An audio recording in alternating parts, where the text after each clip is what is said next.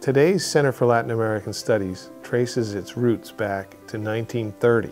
The University of Florida already had some contacts with Latin American countries, but it had never really been organized by one unit on campus. And the decision was made to create an institute that wouldn't be any one department. It would be something that would coordinate around campus.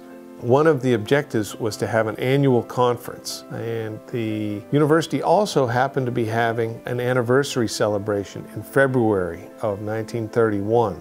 They used that anniversary to also have a conference on Latin American affairs, and then they had a ceremony with 21 live oak trees being planted in honor of the 21 independent countries of the Americas at that time, and the dedication of the Plaza to the idea of the Americas, North and South America.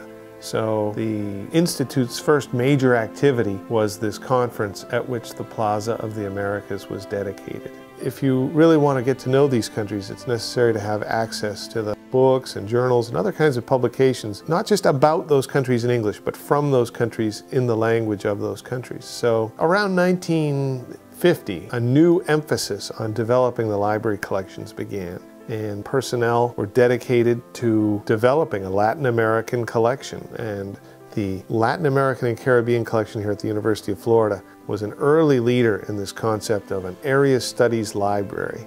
In that post-war period, they'd been able to assemble a faculty of experts in different fields. And so it moved from being the institute to the School of Inter-American Studies.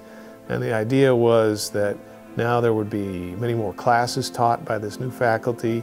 There would be graduate degrees in Inter-American Studies that would be offered. So theses and dissertations were written, and the conference series really took off in 1950. So it's been a long tradition of an annual conference on Latin America here at the University of Florida.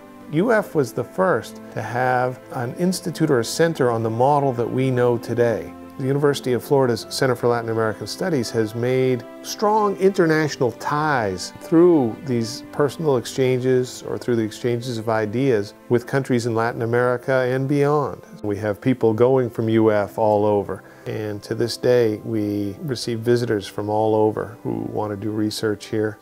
It was something of an example, I would say, in the field of Latin American studies, and a new academic concept.